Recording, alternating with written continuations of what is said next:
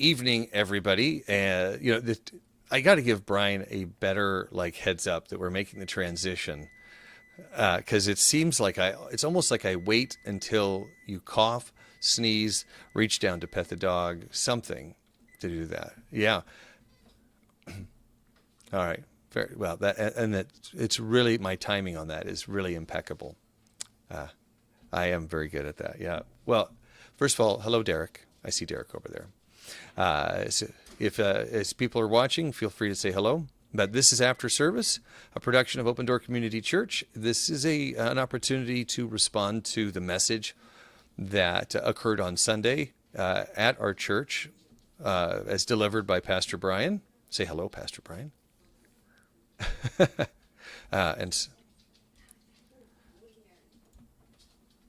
somebody is sending us a note. Oh, we can't hear Brian, so give me a second. That's no, it's not your fault. It's probably my fault.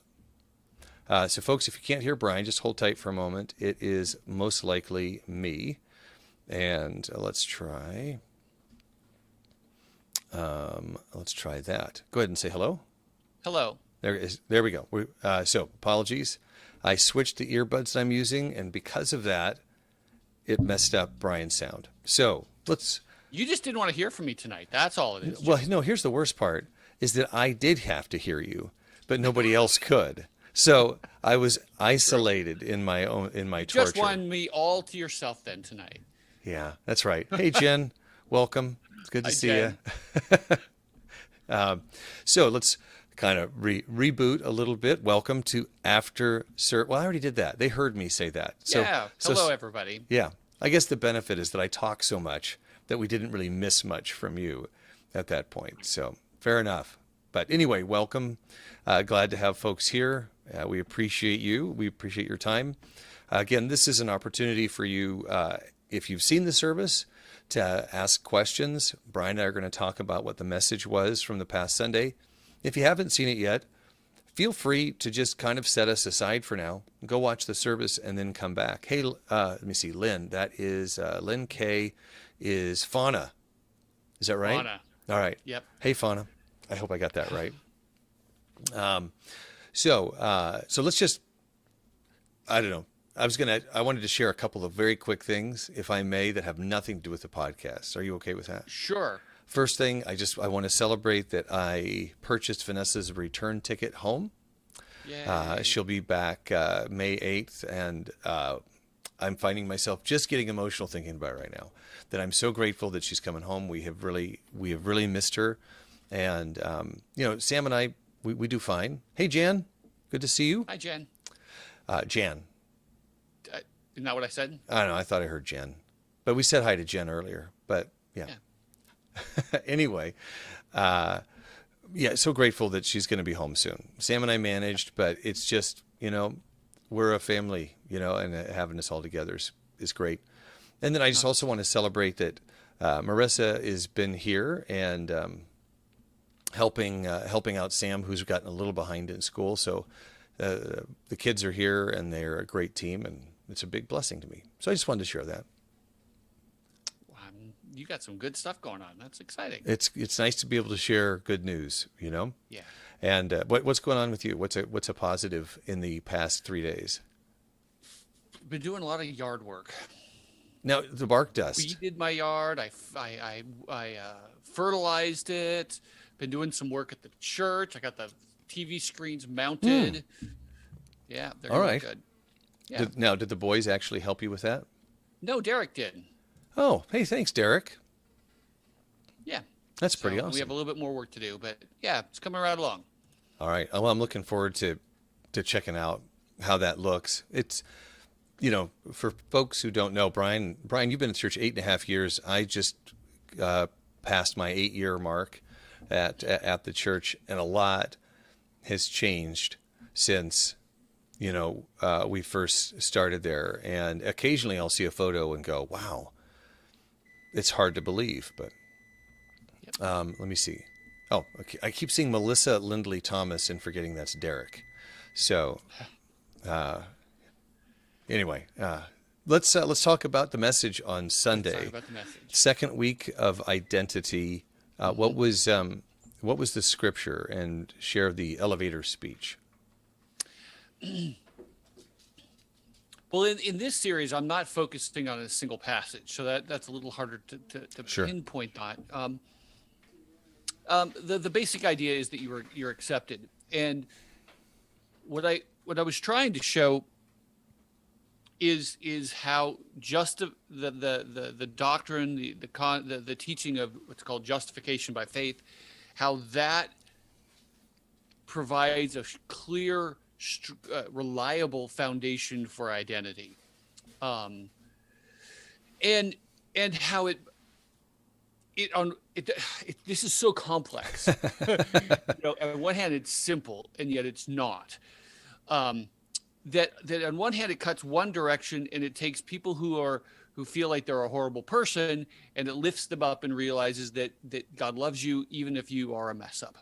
On the other hand, it's at the same time is it cuts down people who think they're good and they don't need anything. All the ways that we try to build ourselves up to be good, it chops all that off as well and says the only way you can be is by trusting in me. And it cuts both directions. And I actually wanted to quote one person here. It was a conversation I had, and because they got it, and it's really hard to get this idea of, because I pressed the point home strongly that justification by faith means that your actions do not change your status. I pushed that real hard. And that's really gets Christians really uncomfortable. So what does that mean? I can sin? Well, in a sense, yes. And I pushed on that. But let me just read this because I think it's really helpful. If we can't, I'm quoting them, if we can't do anything to earn salvation, then it's probably true that there's nothing we can do that voids it. Yeah, and to which I say, yes. For the few people like me, and there's a lot more people like you, this person, than you think, how wonderful a thought that, and I'm going to insert, that our life now with Christ is made up of, and I'm continuing, giving gifts of gratitude in good deeds. It's a whole lot freer and less anxiety. Oh, wow. Absolutely. Yeah. It's like, yes, that's it. Yeah. You can't earn it. You can't lose it. And so all it means now, life is just a giving of gratitude in gifts of good service. Right. Gosh. Yeah. The way that when something awesome happens in our life, and the way that changes our perspective on the world and the way that we engage with people.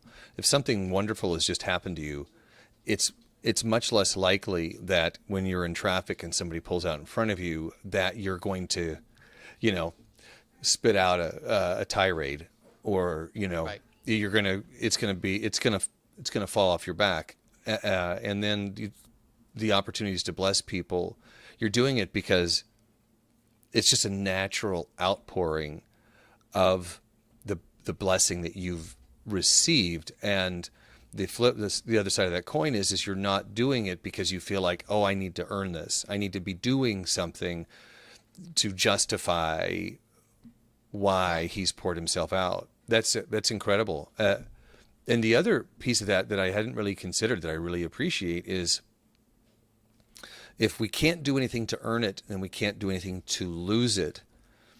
I could feel people in the service a little bit when you said sin. It's not an invitation. It's not like, Right. Get to it, kids. You can do whatever you want. That really used to throw me off as an individual who grew up in the Catholic Church, that you could go to confession and the slate's clean. Scary. Right? And that you would go, oh, well, what's the point? I mean, there were actually, historically, this, you look it up, I could be wrong, but my understanding is there were people whose job was, they were assassins there was the idea of like preemptive absolvement, or there's a term for that basically meant that I could pray and be absolved of my sins, and then I could go commit murder. Right. And that sounds extreme, but that's kind of the extreme nature of, oh, I can sin, I guess. But the point is that why, if you've been blessed to such an extent, why would you even want to? Right. And that's it, is this, and it's a hard thing to get this. And it's like, it's that little, but very specific fitting of things together in your mind, that on one hand, I really can do anything, but because of what he's done for me, why would I want to do anything other than please him? Right. And if you've really got it, then a real Christian doesn't want to just go sin. They don't, which is Paul's point when he moves on in Romans 6, is why would you want to do that? No, of course you don't want to do that, because a real one who's really been transformed, has the Spirit of God in them, and has been and has been connected with God and is a new creation in Christ, that person wants to live a life pleasing to God.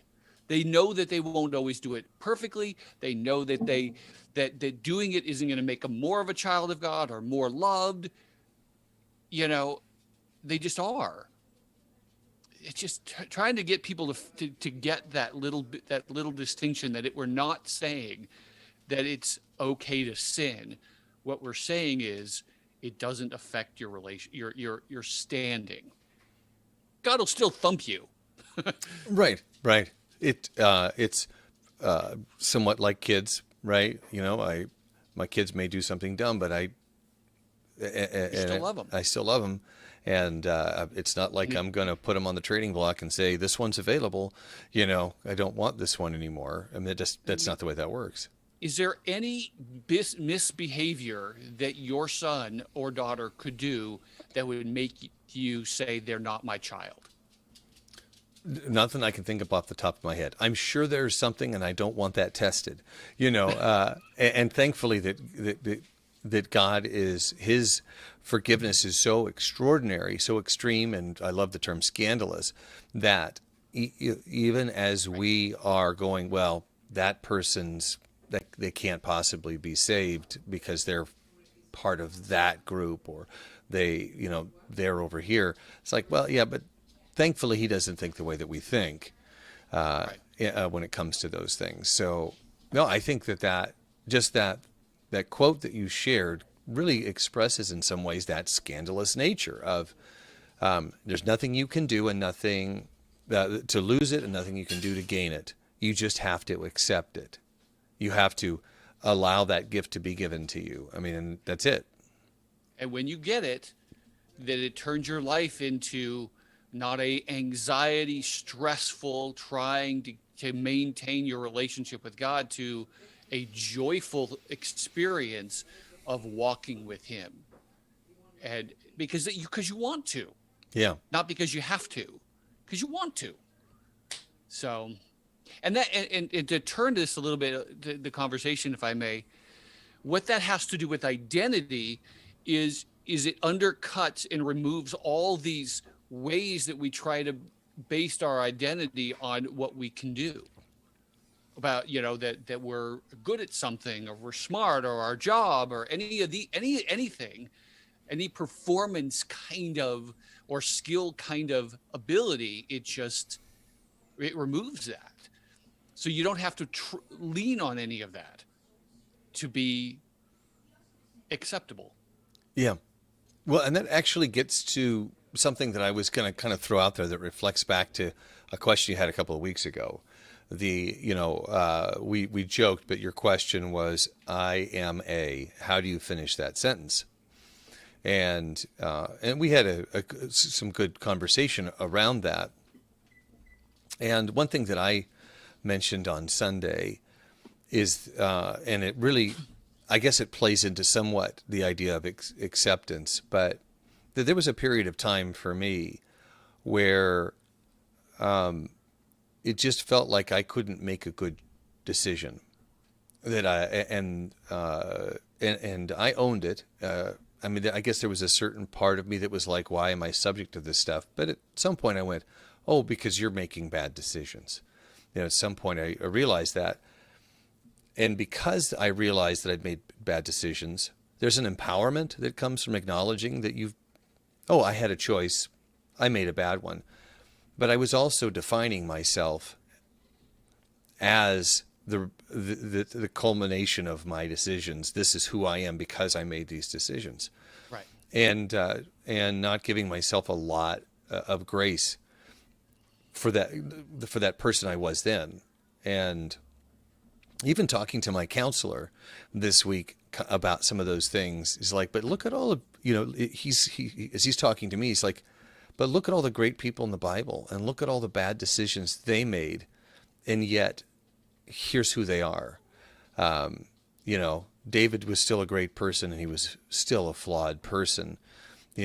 With only one exception, we are dealing with flawed people who've in many ways overcome their past. Paul, Right. overcoming that past and not allowing it to define who he was once he realized that he was this child of Christ, that he was saved. Now, all that having been said, I want to reframe that question that you asked from I am a blank very simply to remove the article, to say I am fill in the blank, which lends itself to attributes of an individual. And the reason I bring this up is I was cataloging my inner dialogue a little bit. You've asked people to list out what's the inventory of identity. I am a insert the blank. But so this question I want to throw at you, and I'll give you my answers. But when you answer the question, I am fill in the blank, what are the words that pop to your mind, positive or negative? In part because of the conversation that we're having, my first thing is I'm holy. I'm a Wow. saint. Set apart. Wow. And that was part of my point on Sunday. Yeah. Is you are a saint. So That was there's nowhere. other ones I could probably think of. That was nowhere close to the top of my list. Not even close to the top of your list. No.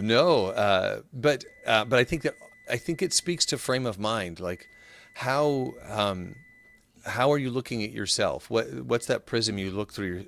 Look at yourself, and if the prism through which you look at yourself is one of God looking at as a child that He loves, the way you answer that question changes.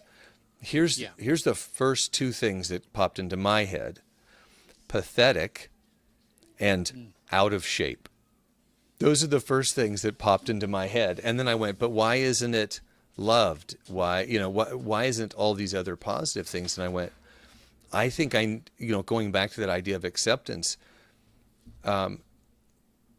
those are not kind things. And why are they not kind things? And I think that just tells me a little bit as I catalog that I and tired was the third one. I am tired. Which of those are the result of circumstances, and which of those are a frame of mind that if I lean into acceptance, that changes, where and your answer is a wonderful example of the right frame of mind for that, holy, that did not pop into my head.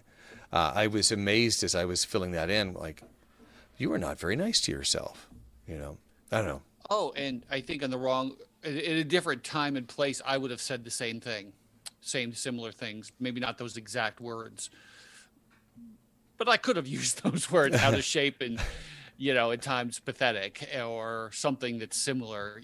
Yeah, I'm failing. I had a moment yesterday that was like that. I'm just like, I'm not a good father. It's like, but I had to have someone in my life go, now, Brian, stop talking to yourself like that. Yeah. But we do. And I think we, when we talked about, was that last week that we talked about it, or the week before, that we really have to be careful with how we talk to ourselves. And we are often very not nice. Yeah. Very not nice. Yeah. No, I am meaner to myself than I am to anybody in my life. and I can relate to that. The I like to think that kindness is something that is an important attribute. Like I would also like to say I am kind. But it's more of like an endeavor. I endeavor to be kind, and I fall short. To me, that's healthier to a certain extent to say, here's what I want to be, here's what I strive for, and it's the same in many ways as striving to be more Christ-like. I'll never get there, but why should I ever stop trying? Oh, but you will get there. Well, And that's but yeah, not and here. that's But what I was just thinking about yeah, is like, so, but we will get there. That's the whole thing is we will get there. We will fully get to being not pathetic, not a loser, not foolish, not out of shape, not unkind, and that's I suppose that's something to lean into as well when because when I hear those words for me when I say those I feel like it's not just an evaluation, it's a sentence, it's a I am condemned, I'm condemning myself with it. That is what I am and I'm never going to change. yeah, hmm, Right? Does that sound familiar at all? oh And yeah, it's like, but that's not true. You won't always be that way. I won't always be that yeah. way. That's very helpful. And my statement, I think, is illuminating in that it is based on where we are now versus where we will be. It's very temporal. Okay, this is what it's going to be like here. I, going back to kind of the initial idea, I'm not going to get to that place through my own actions, Right. but I will inherit that. Wow. You will inherit that. Well, you're very kind because I didn't feel like it was that profound, but your response makes me feel is. good. That one day, he will transform us to be like Jesus. Yeah. And I was trying to get I was trying to get at it is like, progress. We want to progress in becoming more like Jesus. Okay, yes, of course we do. Yeah. But we often think that if we don't progress in becoming more like Jesus, then somehow we're a second-class citizen. And I want to say I don't know I don't think that's a good measure. Just because you don't have to progress Right. to really still be saved. I think you want to, but let's say you don't. Let's say you continue to struggle with with a sin all your life. Does that make you not saved? Ugh. No, I feel like I just keep finding more and more ways I fall short. I think that's also part of growing up is that, that as the scales drop from your eyes, you go, oh no, really? I did, Yeah. that's part of the reason actually why that term like pathetic showed up in my head is I remembered something that I had done like literally 30 years ago and went, oh, are you kidding me? That is so pathetic. You are so pathetic. And that like, you know what? But that negates anything that you've done to improve. And it also would negate how you are, what your eternal self will be by trying to place yourself in that. Now, in the same way, there are people that want you, that view you through the prism of who you were at a given time. I thought about this on Sunday. Have you been to a class reunion? I haven't, but yes, I know. And I have not either. People that haven't seen for a long time, like old family members, they see me as what I was. Yeah. And part of that is they do, that's their perspective. That's who They don't know. Right. They haven't seen you change. Right. I think sometimes, what would happen if I ran into somebody that I went to grade school with? Oh, well, that's Joey, because that's what they called me. and this is who he is, not who I have become. It's something that you fight against. It was something that it really struck me on Sunday, is that you're fighting a battle on a couple of fronts here. You're fighting kind of your own identity that may be false, and the identity that other people kind of, how they want to put you back into that place. Yeah. And that's very difficult. And as Christians, to show grace to people that are trying, but to not say, well, oh, there you go again. That's you doing that same thing that you've always done. And it's not just in what you say, but it's in how you engage with people that speaks volumes about that kind of thing. And that's something that worries me. It's one of those common things where I'm like, oh man, we got to do better about saying it's okay. You made a mistake. Let's keep moving. Christ still loves you. I still love you. You are reborn. You are different. And I need to learn that you're different, as opposed to putting you in a box. It's as if, to use your same analogy, God is seeing us as we will one day be. He knows where we're going to be, but we're still stuck right now, and it's not where we're going to be. And so, yeah, just being sure that God will complete his process of transforming us. And just, okay, so you made, it's a mistake. It's not the end of the world.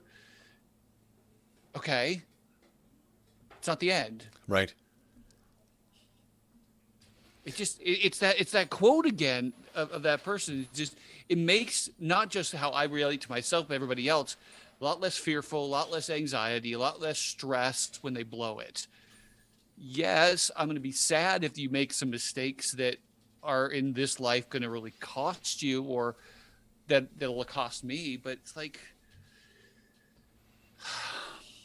all you can do is go forward. It's complex stuff, but ultimately it's uplifting. It's hopeful, and it's true. Yeah. Yeah.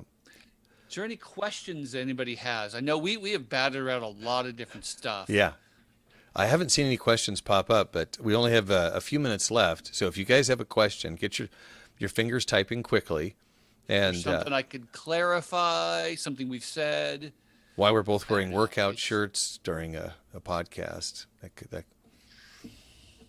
Yeah. Because Anyways. Out of shape. Yeah. It's a tough thing. And I just hope people can see that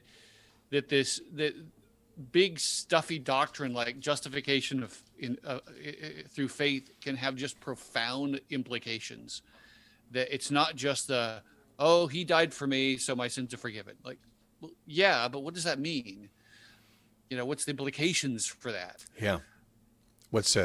How do we relate to that today when you wake up during the day and right. breathe and live your day-to-day life? Yeah. So no questions have popped up. So I'm just going to ask, what's a teaser for next Sunday? You're significant. You are significant.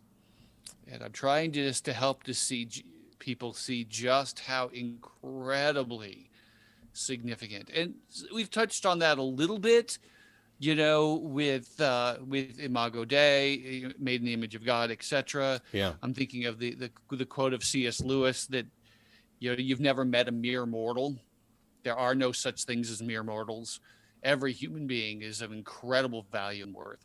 Wow. We've talked about that, but there's some specific things for Christians that we don't think about that enough. Just how incredibly